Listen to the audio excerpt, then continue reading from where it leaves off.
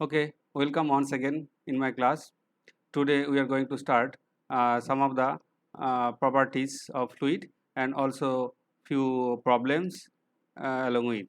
Okay, today now we are going to learn what is kinematic viscosity, and then what is the Newton's law of viscosity, then what are those types of fluids, then some problems, then we are going to see surface tension.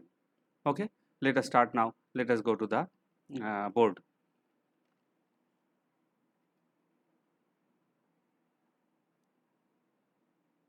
Okay, is it visible now? Uh, okay, it is visible. Okay, now we are starting. We are starting kinematic viscosity.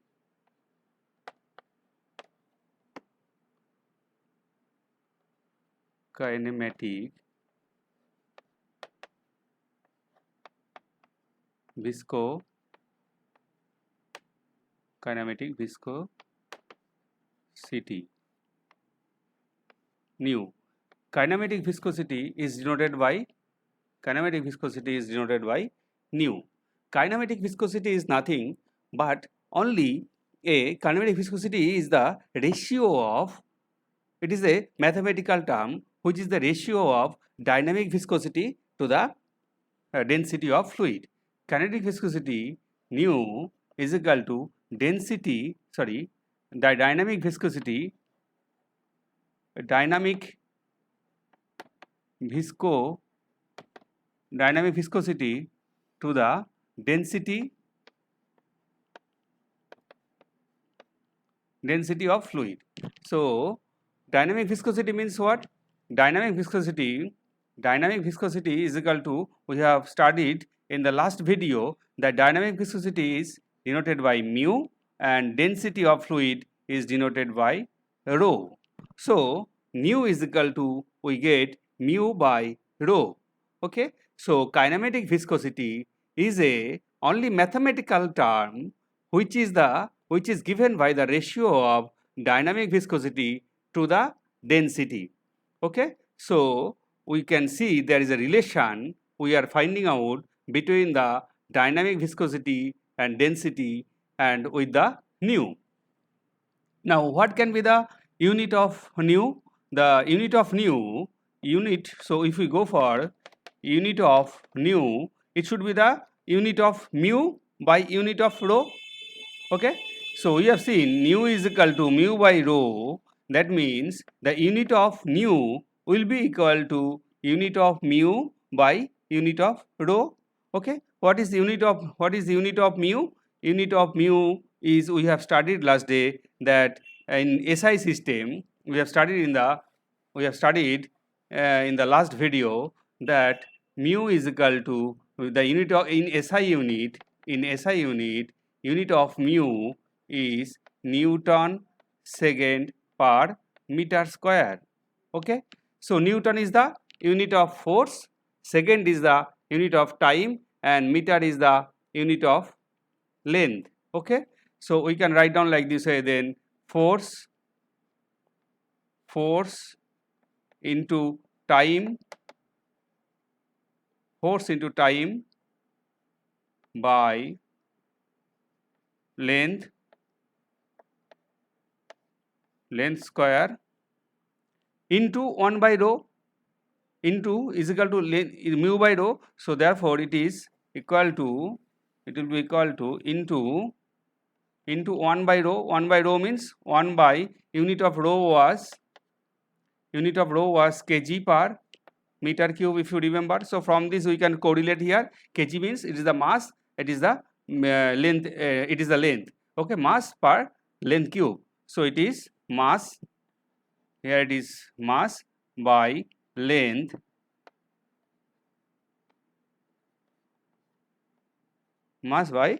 cube. Okay, once it is mass by length cube, so it will be going on the, in the next line it will go on the, length will go on the top as a numerator and mass will be as a denominator. So we are writing in the next line like this way, that it is length cube by mass. Okay, So from this what we are getting, that we are getting that length square, it will go and only one length will be available here. Then force is equal to what we know, that mass into acceleration, that is mass into, then acceleration means meter per second square, the acceleration means, then from this what we get, force is equal to mass into acceleration means length by time. Is it visible? Length by time square into time into this time into length by mass. If we see this mass is getting cancelled, then this time and one time is getting cancelled, so it is coming only length square by time. So unit of kinematic viscosity, unit of kinematic viscosity nu, it is becoming length square by time. It is the, you can see length into length square by time is there. It is length square by time. So what is the unit in the CGS system and SI system? In SI system, unit will be length square means it is meter square, by time means it is second. In CGS system, it is centimeter square by time means second. Okay, this centimeter square by second, it is called, actually another name is given, that is called Stoke. It is also called 1 Stoke. So centimeter square by second is equal to 1 Stoke. Now if we want to convert, if we want to make relationship between Stoke and meter square per second, what it becomes then? 1 Stoke is equal to 1 centimeter square by second. So 1 centimeter means what? Meter. So 1 centimeter and meter means 10 to the power minus 2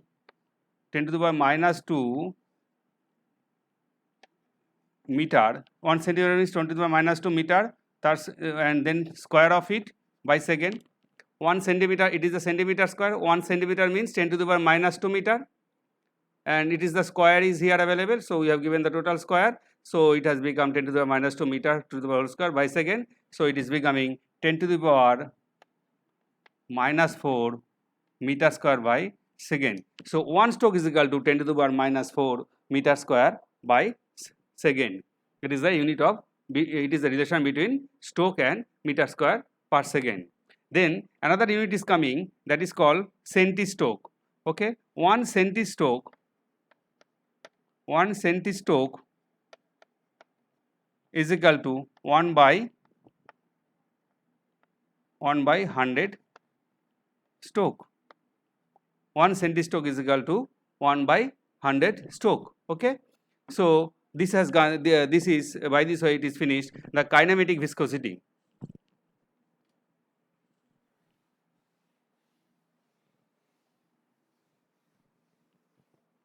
Next we will go for Newton's law of viscosity.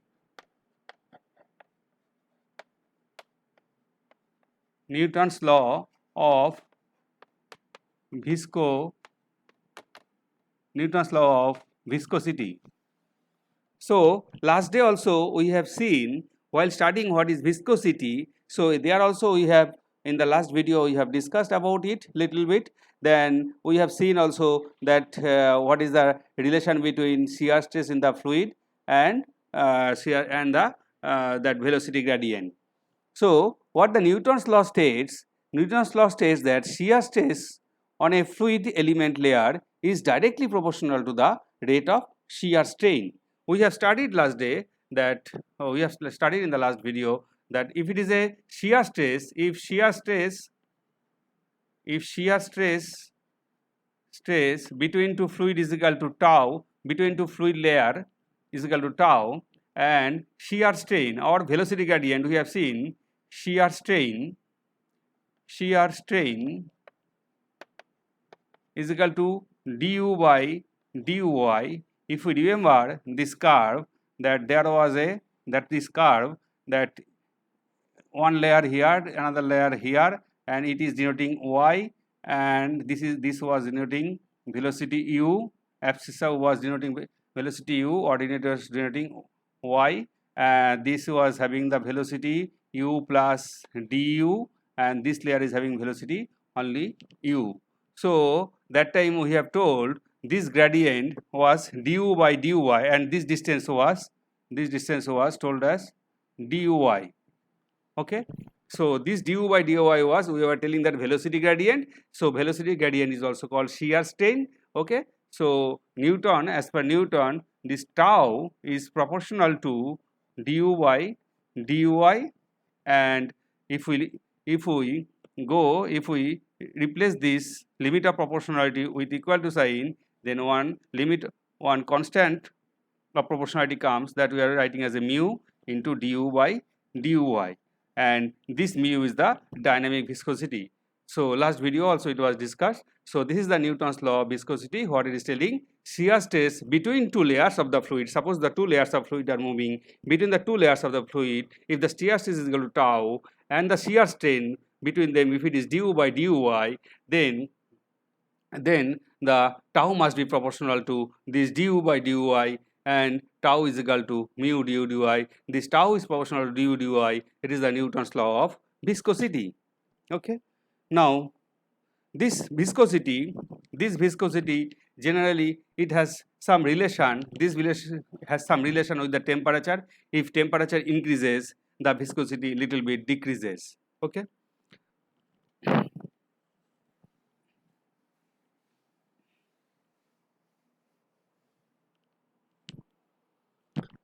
Now we are going for the types of fluids. Okay, so various types of fluids. If we see, now we are drawing here some types of fluids. Though there are so many kinds of fluids that are available, we will study only few here. Okay, now we are drawing one ordinate and abscissa, and along the abscissa we are showing this velocity gradient. We are showing the velocity gradient. We are showing the velocity gradient du by dy, and along this we are showing tau, that is shear stress. We are showing along this, that is shear stress. If it is shown, now let us see these two. Let us see these two reference line where the abscissa is showing the velocity gradient or the shear strain, and this ordinate is showing the shear stress tau. Okay. Now if it is so, now let us see at this point along this line. Along this line, shear stress is equal to 0. Along this abscissa, shear stress is equal to 0. If there is no shear stress available between the two fluid layers, if the fluid layers are moving and there is no shear stress between them, then that fluid will be called as a ideal fluid. Therefore, this line denotes as ideal fluid. What is ideal fluid? Ideal fluid is a fluid where there is no viscosity at all. The fluid where there is no viscosity or there is no shear stress. We have studied that tau is, just now we have studied, tau is equal to mu du by dy. If tau is equal to 0, if we say tau is equal to 0, then what the mu becomes? Mu becomes 0, because du dy cannot be 0, so mu becomes 0. That means if there is shear stress, there is no shear stress between the two layers, that is called ideal fluid. Or we can say in other way, there is no viscosity between the fluid layers, then that layer will be, then those fluid will be called as an ideal fluid. And this line is representing the ideal fluid line, as because here tau is equal to 0 at this point. As tau is equal to 0, here it should be mu also will be equal to 0. Okay, then let us see this line. along this line, this velocity gradient is equal to 0. Velocity gradient means suppose the two fluid layers are available here. Two fluid layers are available here. Okay, one was moving in this direction, another is moving in this direction. Suppose, okay, then when the shearing is taking place, then one layer will be here and another will be here. So this much is the shear, this much is the shear, this much is the displacement taking place. So that was you know, that was the du value, and this was the dy value. Okay, so suppose that means what, if the shearing takes place, then one layer will be moving apart, one layer will be moving forward or backward or moving away from the another layer by some distance of du. Okay, by some velocity, by some velocity distance du. But see this line, in this line, along this line there is no du value. Along this line du dy is equal to 0, du dy is equal to 0, though this value is dy, this distance is dy, dy cannot be 0, but du is 0. That means what, if you give the force also, that this shearing phenomena is not taking place, because this was, we have told, this was as a du, this du will not take place, means this shearing, one layer will be here, another layer will be going sliding, so that phenomena will not take place. So if this phenomena doesn't take place, why it doesn't take place? That is the solid. So this line will be called as a ideal solid line.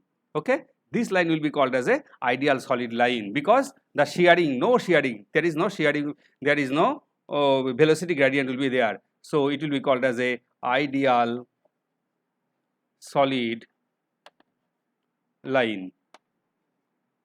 Okay, this will be called as a ideal solid line or ideal solid. Okay, now we have studied now tau proportional to du by dy, that is the Newton's law of viscosity. That means what, tau is equal to, we have seen ultimately tau is equal to mu du by dy. Now it is what kind of equation? Let us compare it with the straight line equation. Y is equal to mx plus c, that means here it is tau is equal to mu into du dx plus 0. So it is equivalent to the straight line equation, but as c is equal to 0, therefore this straight line will pass through the center. So tau is equal to mu du dx, it will be the equation which will be passing through the center. Okay, passing through the center. So if it passes through the center, that means it is obeying this rule, or obeying this law of Newton. Okay, Newton's law of viscosity is obeyed by this line. So this line will be called as a Newtonian fluid. Understood? So this line will be called as a, the line which is passing through the center, straight line, this will be called as a Newtonian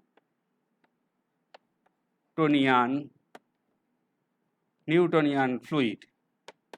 And any line which is not, any fluid which is not following this rule will be called as a non-Newtonian fluid. What is the definition of Newton? What is the example of Newtonian fluid? Suppose water, air, kerosene, etc. are taken as a Newtonian fluid. Okay, then non-Newtonian fluid means you can take any line, this line, any line, or here any line, it will be called as a Newtonian line. There are some other fluids are there, thixotropic substance, etc. We are not going there. Okay, so we are just telling it as a non-Newtonian fluid. Okay, non-Newtonian fluid can be here also, there also. Okay, but okay, some okay, then another fluid which is having the, it was having the y is equal to, here it was tau is equal to mu du by dx, this one. So plus, it was 0. If plus c is available, then there will be some c value from here to here, we are taking some c value, then another straight line parallel to this line will be there, and this line will be called as a ideal plastic. This line will be called as a ideal plastic fluid. Okay, this line will be denoting the ideal plastic fluid.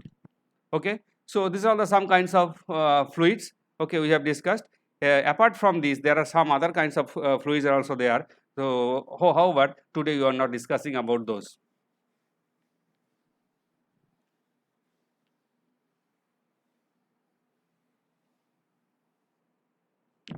Okay.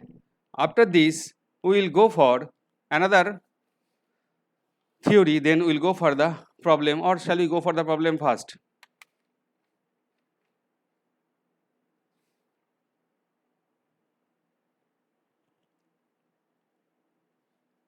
Okay. Let us.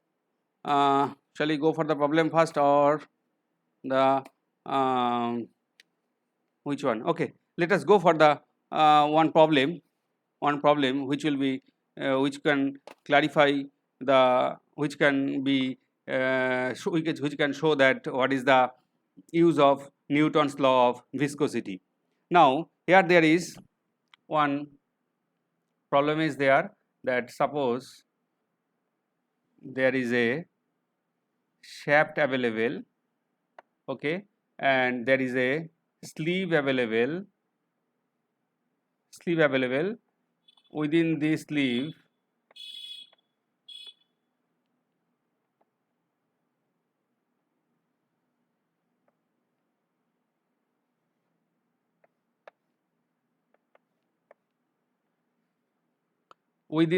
this shaft is rotating, okay. This is having, suppose the diameter we are taking here, diameter 0.4 meter, diameter is given 0.4 meter.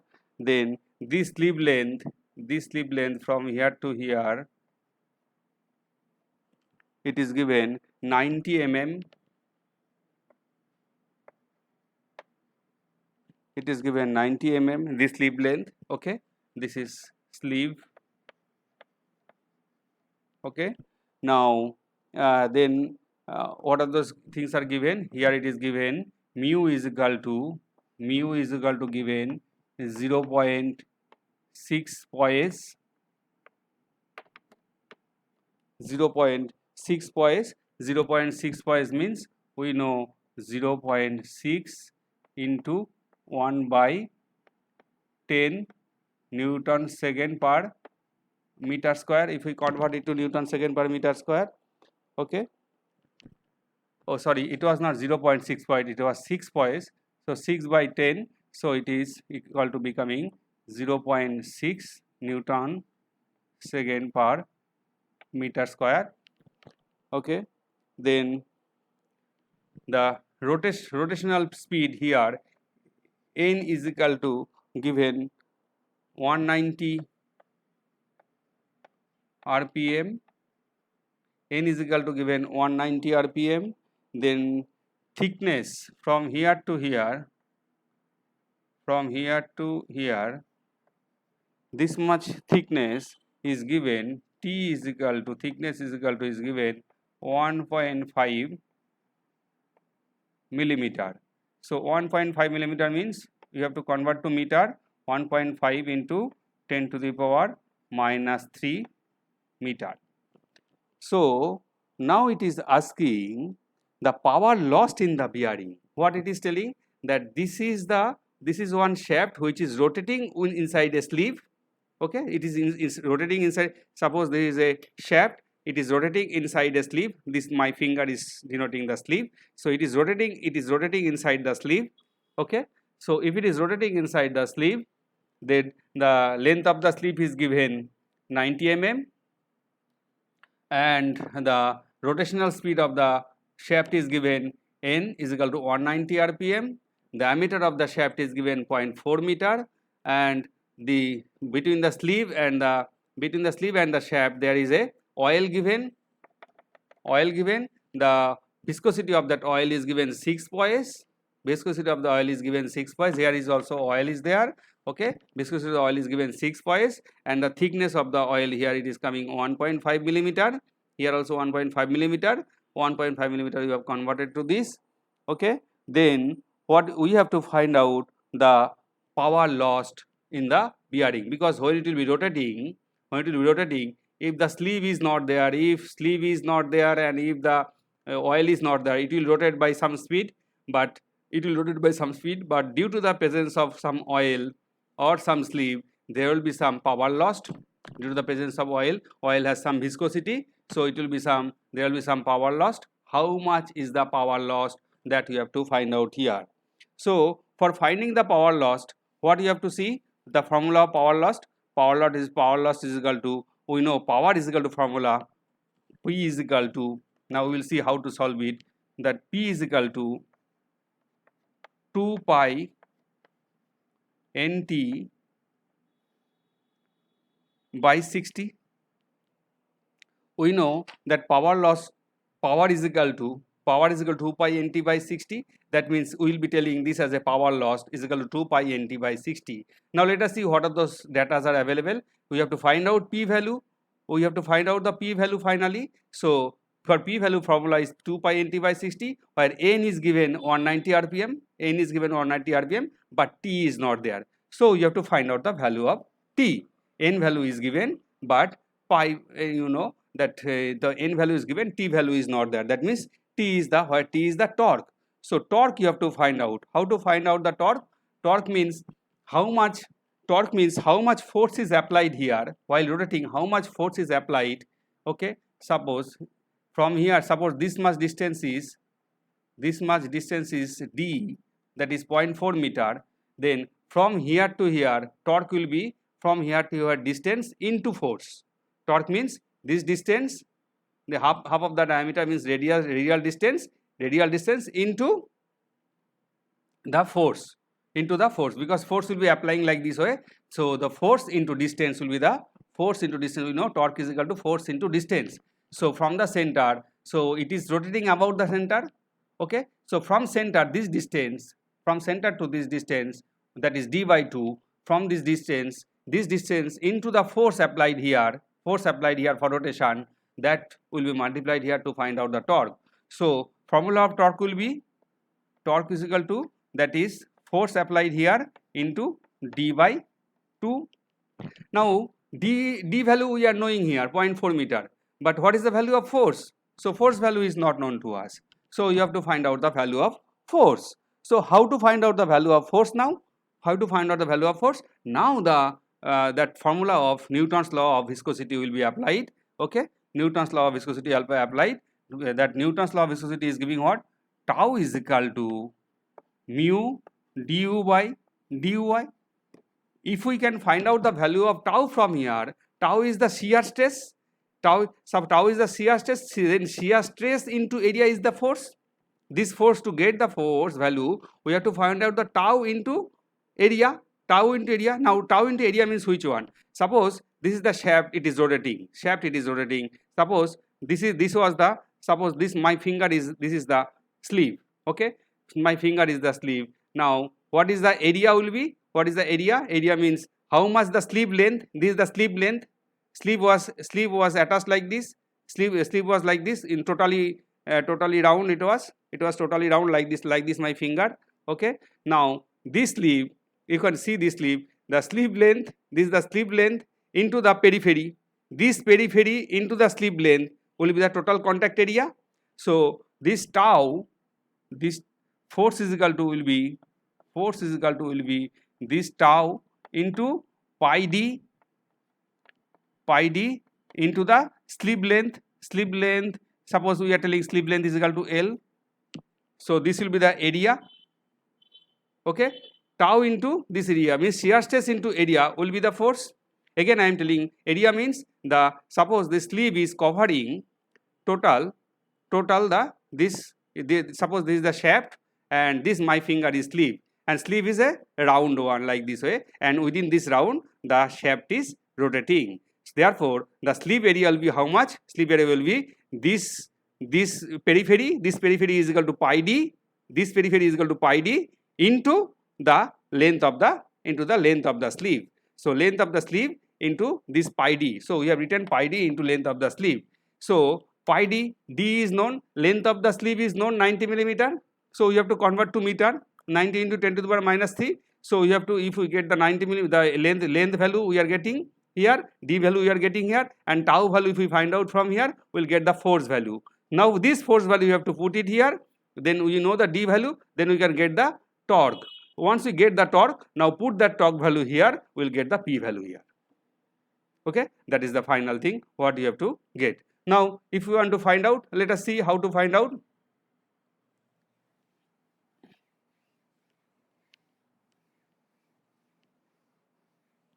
Let us see the found out. So we know that we have to first get the tau is equal to mu into du by duy. So mu value is given, so u value is not given. Again, to find out the value of u, we have to find out the u is equal to pi dn by 60. This formula you have to use. Okay, pi dn by 60. So pi dn means here you have to give pi into d value is given 0.4 into n is given 190 rpm by it is 60. So by calculation whatever it comes, that is the value of u, and du will be equal to u minus 0, that means equal to actually u.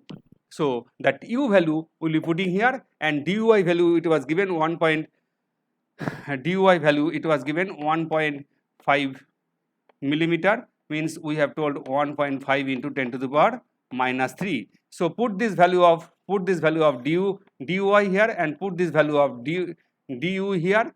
So and mu value is given 0.6. So mu value was given 0.6, and du value how much it comes I do not know. So suppose this is the value. So this value you have to put. Then here you have to put 1.5 into 10 to the power minus 3. So by putting this value, what we are getting? We are getting the value of tau. Once you are getting the value of tau, suppose the tau value, how much it is coming, I do not know tau value. Suppose it is 1600 Newton per meter square. So if it is tau is, suppose say I do not know, so you have to calculate and find it out. So tau is equal to this much. Then force is equal to what? That is tau into d by 2. So tau is equal to 1600. Suppose tau is equal to 1600 and d is equal to 0.4 by 2. So this will give the force value. Then after getting the force value, what do you have to do? This force value, from this force value you have to find out the torque. From this you have to find out the torque. Torque means, so sorry, the force value is not tau into, this is the area, there should be area. Okay, area means how much? What is the area? Area was, I told, tau into, area means that was thickness into pi d, that was pi d into t. This was the force value. Okay, and tau is equal to suppose 1600. We have assumed here 1600, but that may not be true. Okay, you have to calculate and get it. Then it is pi into d means 0.4 into t was I think 1.5. It was 1.5 into 10 to the power minus 3 meter. So this is the value of force. By calculating this one, whatever the value comes, that will be the force. Then what is the torque value? Torque is equal to force into d by 2, that distance. Okay, so whatever the force value it comes, suppose this force value is coming, this one force into d which is 0.4 by 2.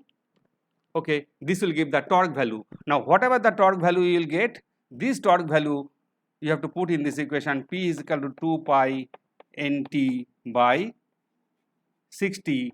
So 2 pi into n is equal to 190 rpm, and torque value whatever you get, you put it here, then divide it by 60. That will be the power lost, and that will be your answer for solving this question. Is it clear? Okay, thank you. Then we will be moving to then another short theory.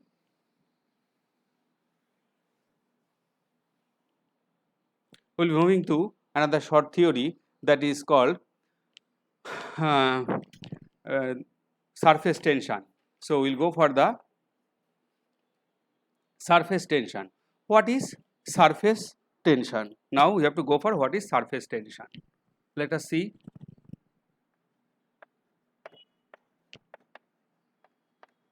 Surface tension. Now this is this theory is little bit, you have to assume something, that how it is happening, the mechanism of it we have to see, that how the surface tension is taking place. In the last video, to understand the surface tension, two forces we need to understand, that we have discussed in the last video also, that two forces, one is called cohesive force, another was the adhesive force. Adhesive force, we have told cohesive force is in between the two similar molecules,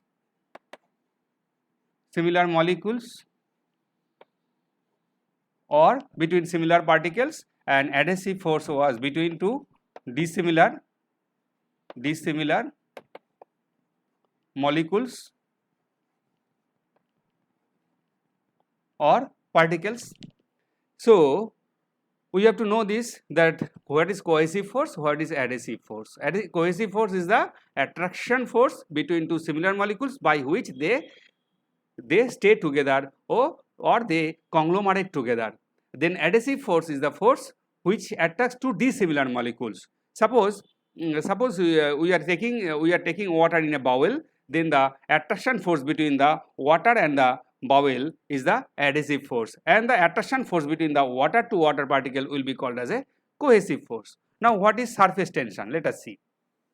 As we know the cohesive force and cohesion, and the phenomena is cohesion and adhesion, okay, then we can understand the what is that surface tension or surface tension force, surface tension, okay. So what is surface tension? Then to understand the surface tension, we have to see one thing, that suppose this is the free surface available of any liquid, free surface, okay. So we are writing here, it is the free surface of any liquid, okay. Here is the liquid available, and here is, suppose it is the air available, okay. So actually we are telling this as a free surface, we are telling as a we are actually defining here the definition we have not written here. We are studying surface tension,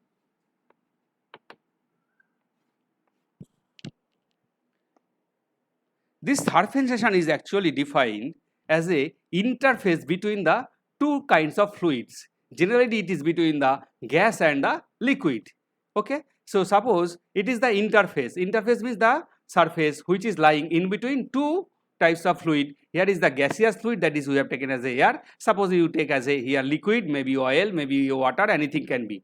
So suppose these air particles are available here. Now suppose here, if you are assuming there's a water particles are available here. Now if we assume some water particle is available, suppose let us take one water particle is here available.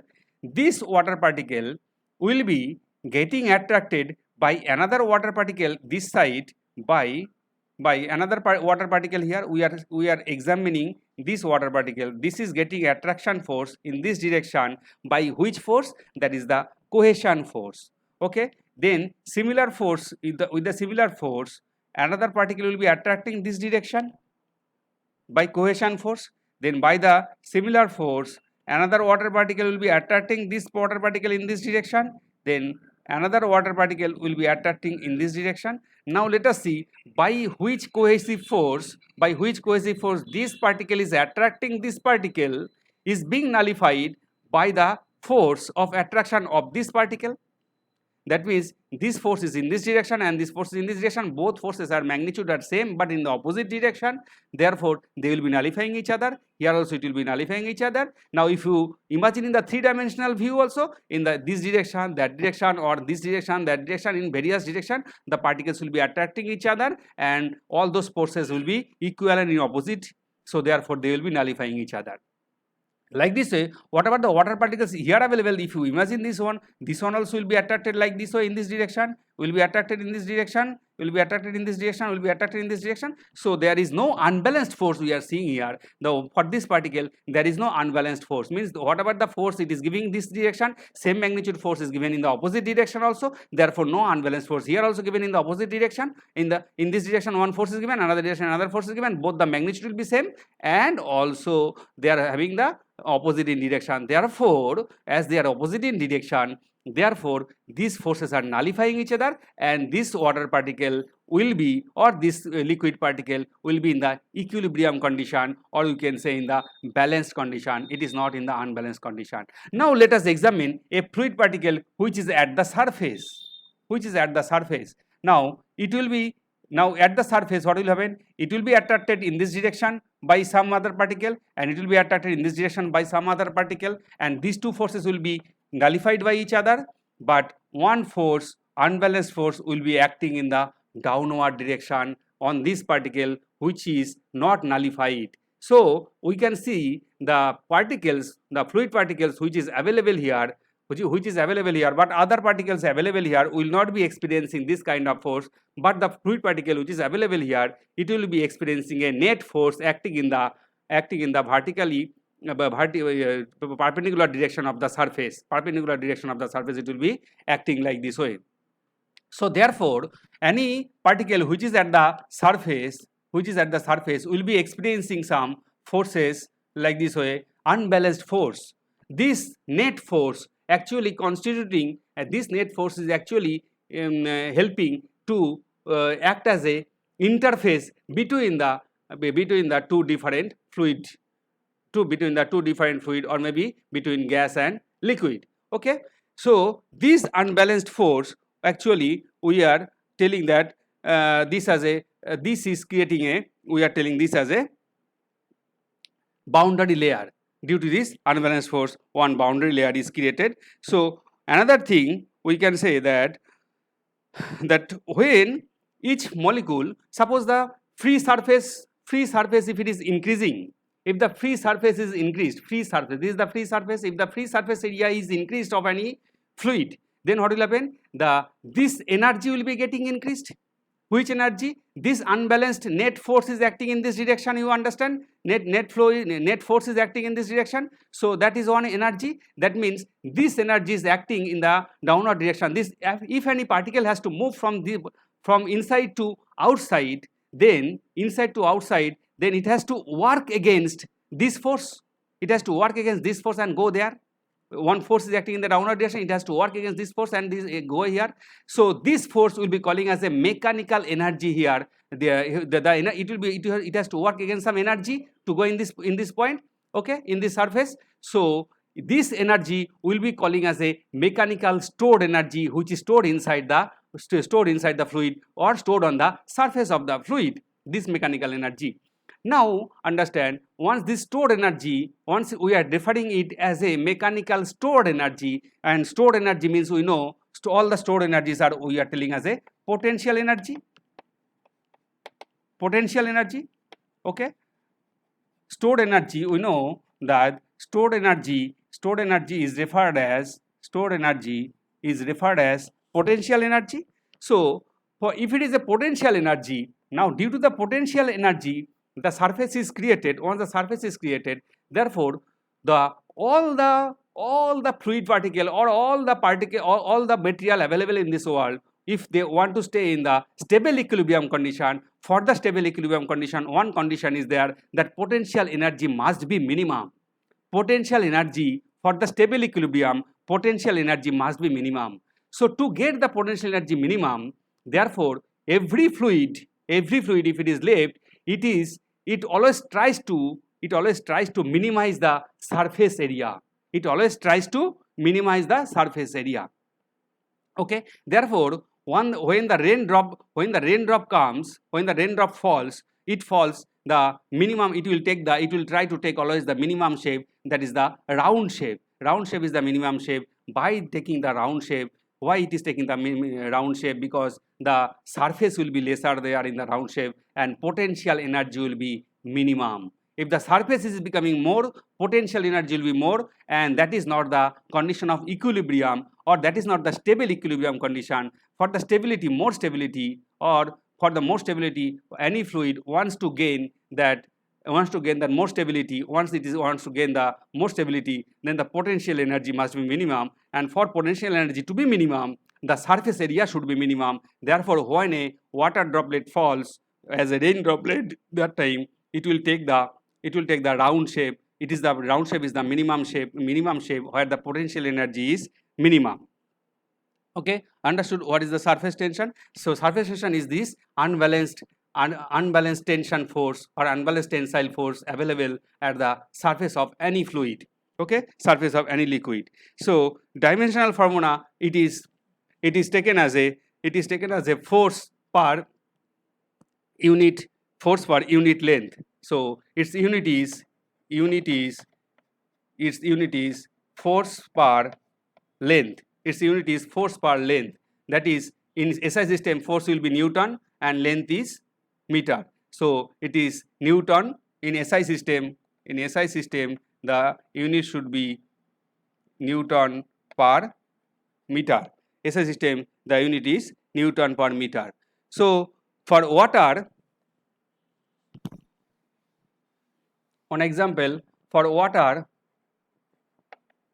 surface tension